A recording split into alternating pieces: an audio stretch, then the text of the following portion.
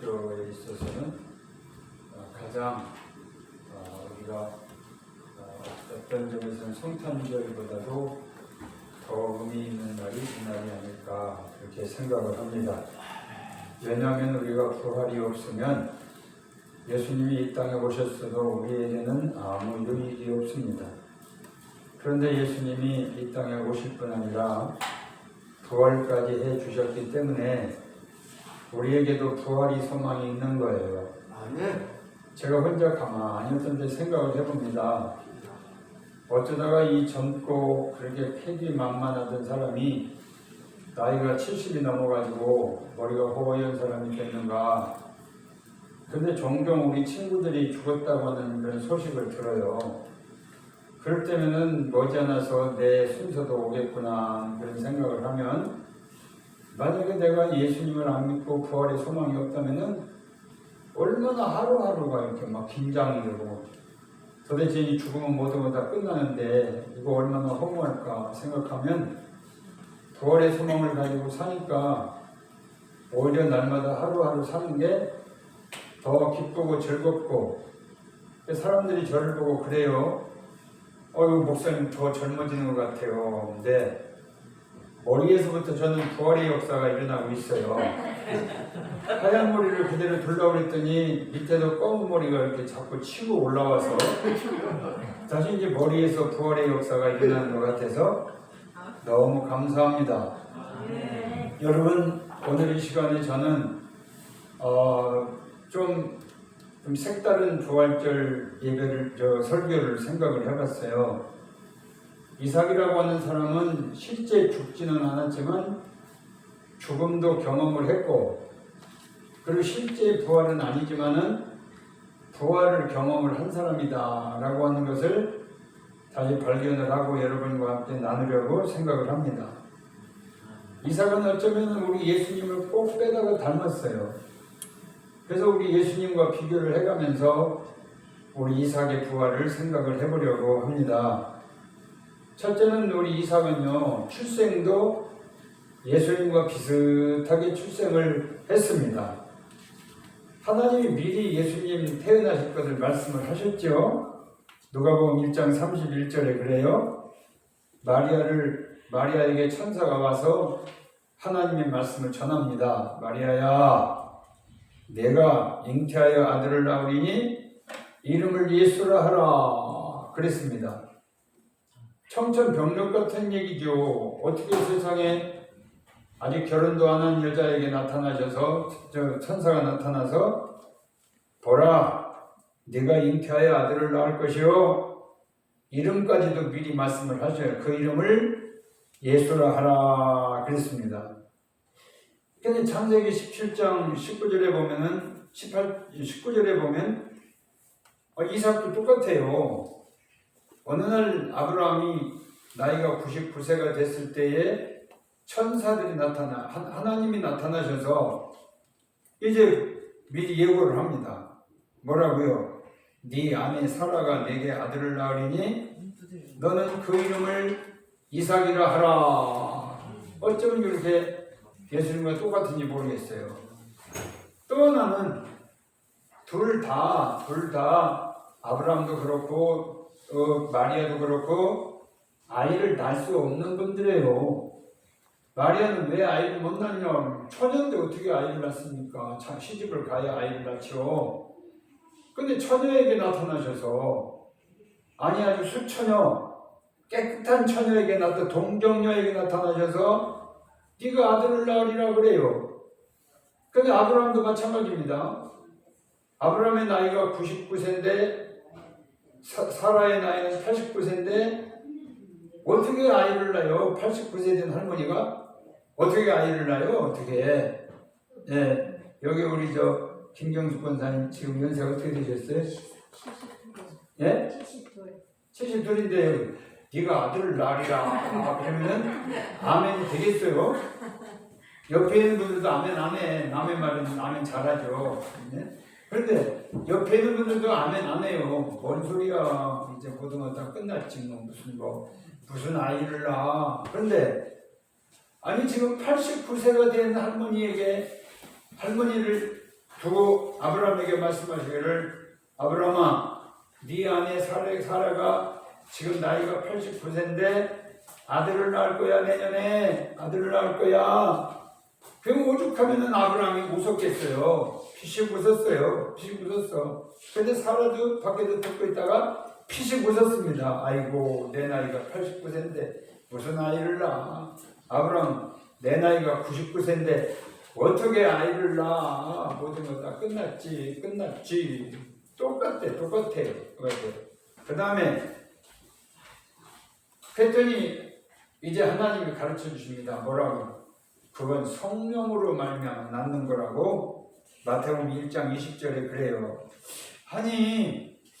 아니 이제 그 요셉은 마리아라고 하는 처녀하고 약혼을 해서 결혼할 날만을 기다리고 있습니다. 이제 결혼을 하면은 집을 마련을 해서 신방을 꾸미고 그리고 그 예쁜 마리아를 데려다가 행복하게 살아야지. 그리고 한 번도 손목 한 번도 안 잡았어요. 그 어느 날 보니까 배가 불러. 아이고 오늘 저 여자가 밥을 많이 먹었는가 보다. 며칠에 보니까 여전히 배가 불러. 점점 더 불러가는 거야. 그러니까 그때 가슴이 철렁했습니다. 뭔 일이 있다 지금. 저 마리아가 다른 남자를 이렇게 봤으니까 아이를 뵀지 분명히 임신한 게 틀림없는데 그래도 막 고민을 하다가 잠이 들었어요. 아마 기도하다가 잠이 들었겠죠. 하나님 이게 어찌된 일입니까? 저는 깨끗한 여자와 결혼을 해서 깨끗한 가정을 이루려고 생각을 했는데 어쩌다가 마리아가 저렇게 됐습니까? 나는 마리아 인격을 믿었고 그 사람의 믿음을 믿었는데 이게 어떻게 된 겁니까? 그랬더니 꿈속에 천사가 나타나서 말씀을 합니다.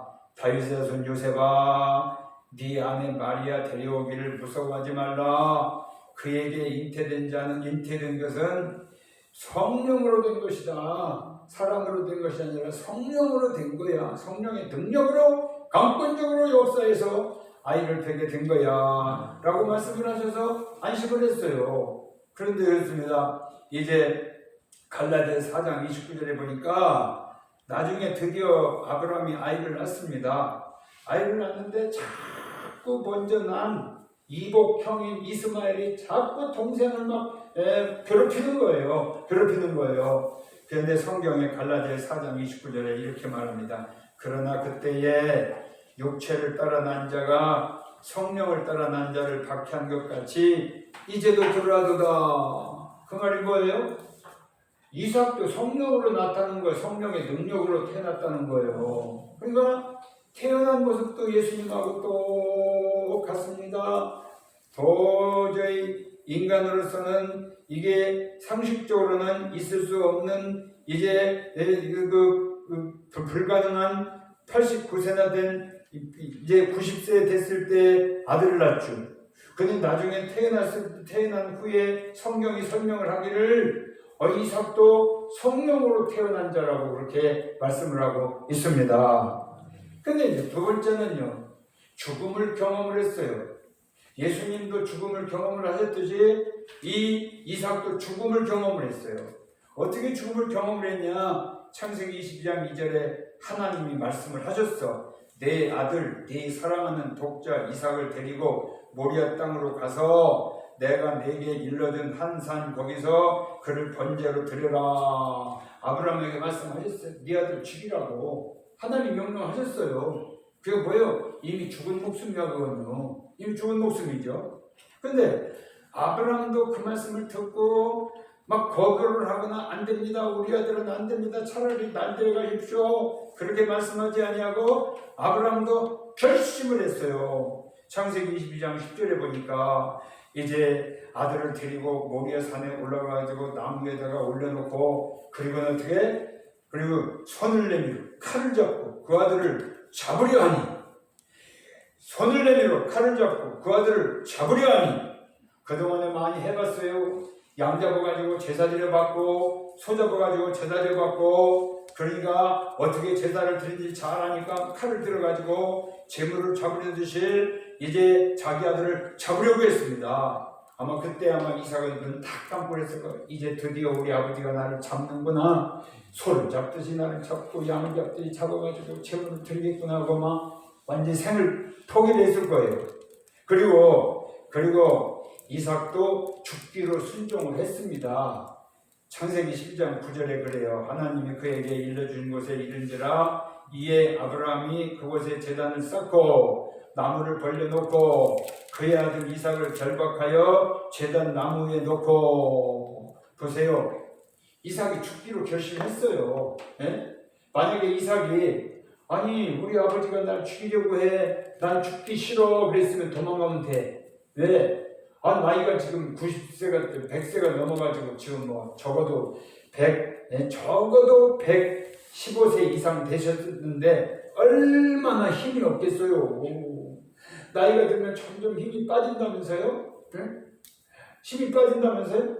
다리에 힘이 빠져가지고, 물론 저도 그래요. 요새 보면은 이렇게 야 저거 젊었을 때 펄떡펄떡 뛰어넘던 거니까 이거 이 뇌물 펄떡 뛰어넘으면 되겠구나. 근데 말을 안 들어. 다리가 말을 안 들어요. 네?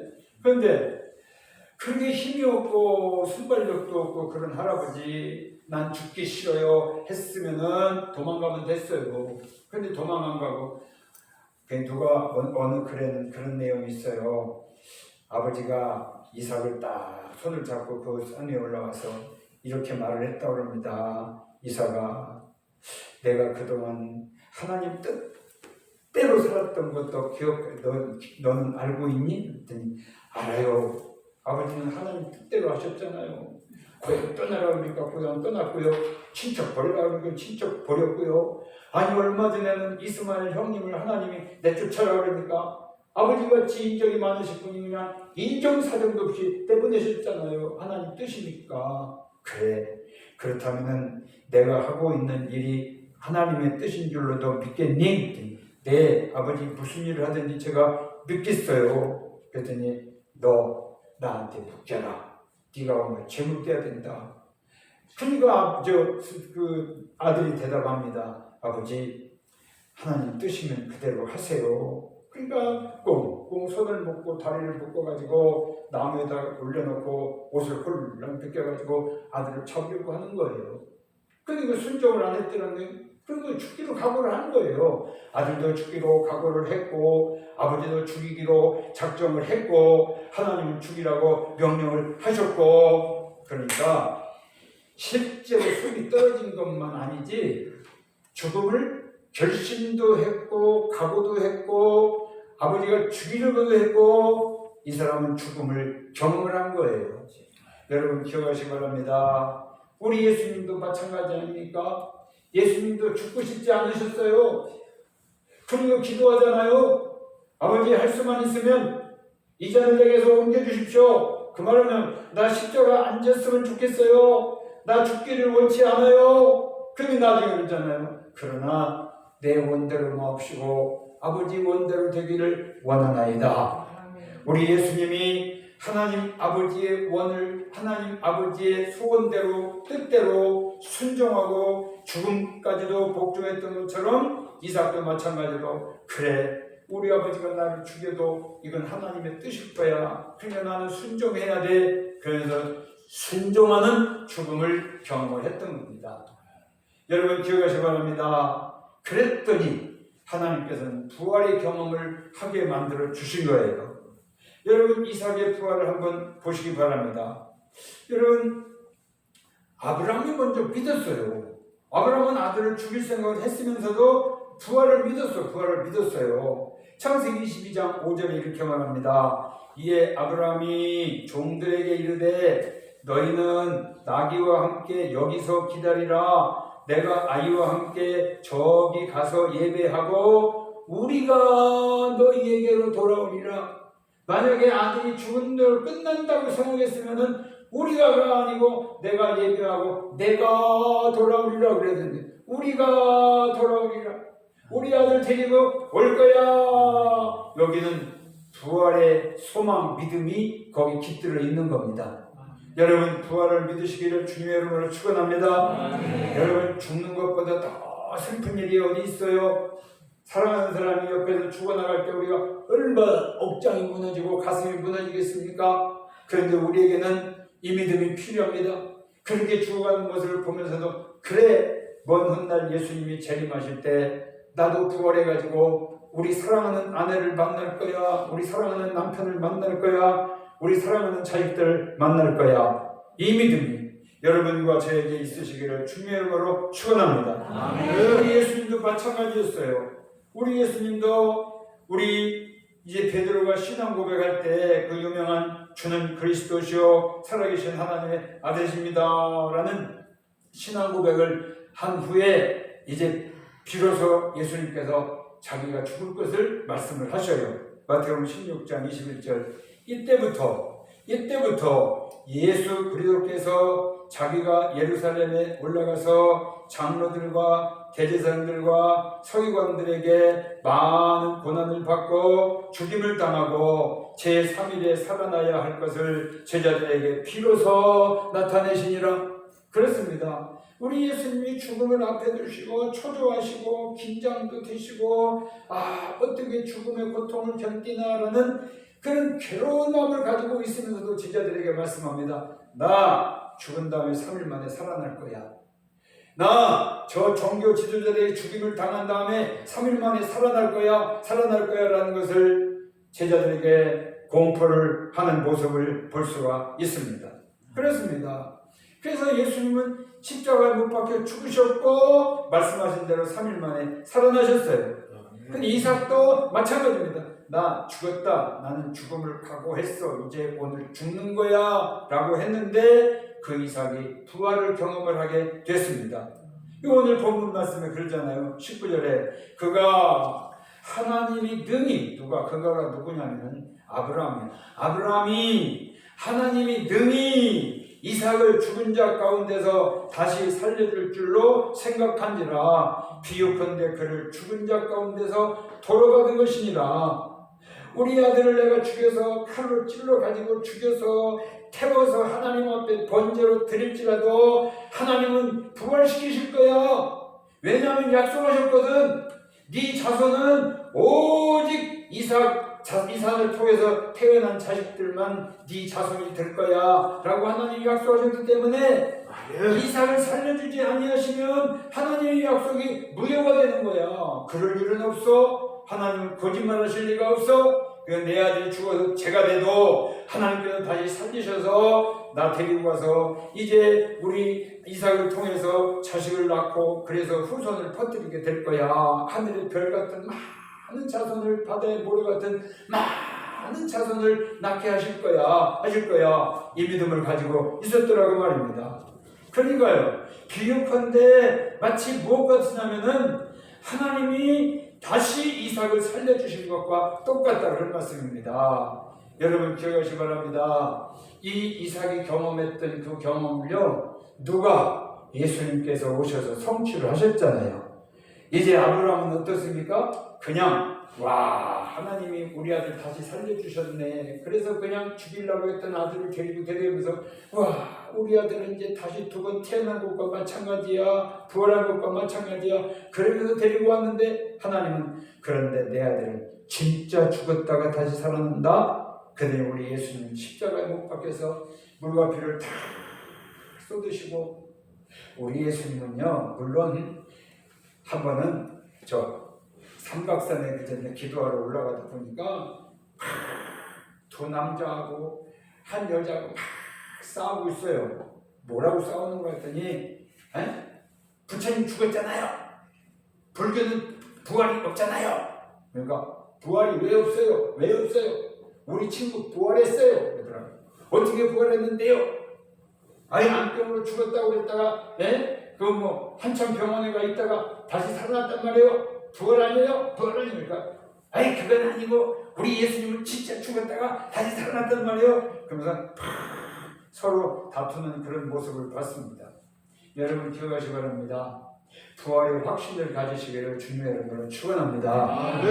우리 예수님은요 그런 부활하고 달러 왜 다르냐 하면은 아파서 끙끙 앓다가 죽었던 사람은 몸이라도 성하잖아. 그러니까 그 성한 몸으로 다시 살아날 수 있잖아요. 우리 예수님은 온몸이 다 찢어졌고 양수와 양발의 피를 온몸에 피를 다 나중에는 옆구리를 창으로 푹 찔러가지고 만신창이가 된 거예요. 만신창이 돼서 물겁기가 다 쏟아졌어요. 그러면 다시 살아날 수가 없어. 예? 과학적으로는요. 근데 우리 예수님은 다 물겁기를 쏟으셨는데 3일 만에 다시 부활하셨습니다.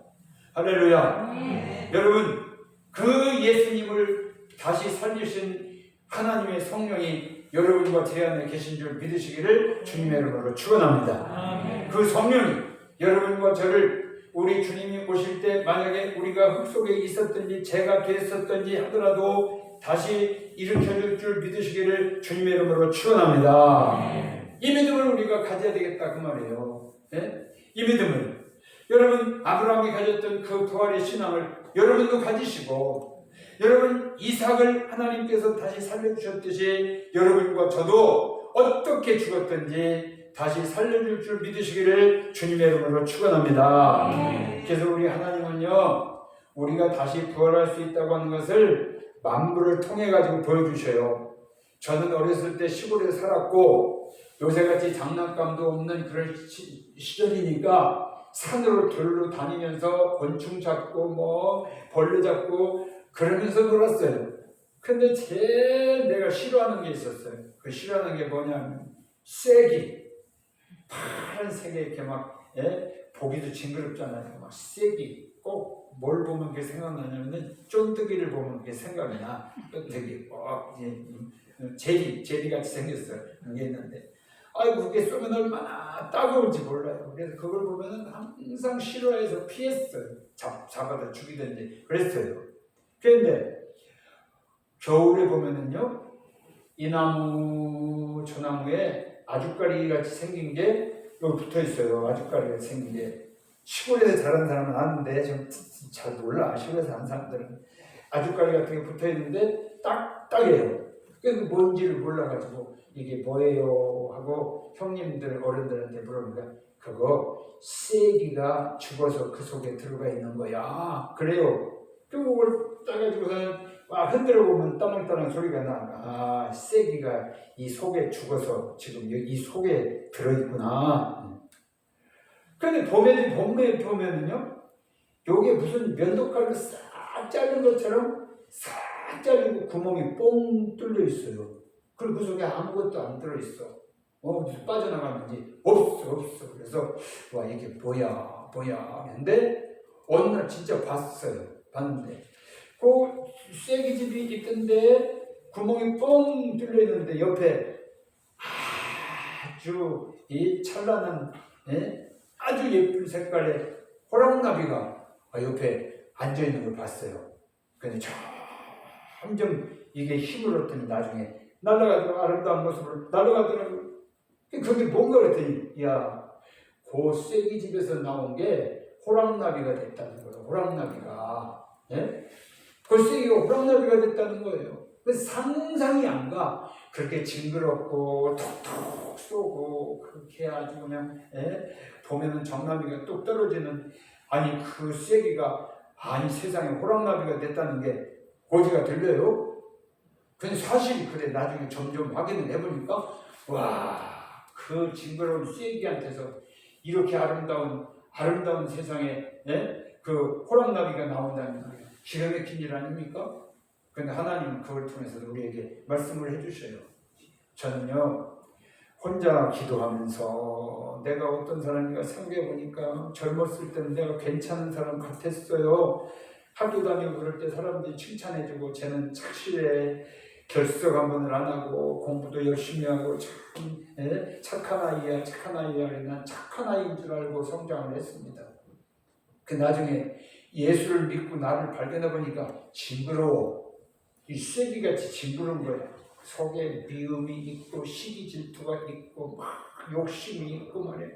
얼마나 막 어떤 때는 막 점잖은 척하면서 속으로 막 아무개는 죽여야 되고 우리 텔레비 보면서 얼마나 죄를 많이 짓습니까? 저런 누구 안 잡아가나? 아유 저런 죽여야 돼. 우리 속에 그런 게 있더라고요. 우리는 쐐기보다 더 무서워요. 쐐기보다 더 무서워, 더 징그러워요. 예쁜 예쁜 여자들 겉으로 보면은 참 예쁘고 신선해 보이고 다 근데 그 속에 얼마나 무서운 쐐기 같은 시기 질투가 들어있는지 몰라. 예? 여러분 그 입에서 나오는 말 한마디 때문에 사람을 죽이고 살리고 하잖아요. 최진실이가 자살했는데 뭘 자살한 줄 아세요? 한마디 말에 자살했어요. 최진실이가 뭘 실수를 했는지. 예? 그런데 무슨 댓글을 쭉 봤는데 그 댓글을 누가 달았냐면 예쁜 여자가 달았어요. 뭐라고 달았냐면 진실은 무슨 진실이냐? 가식이다.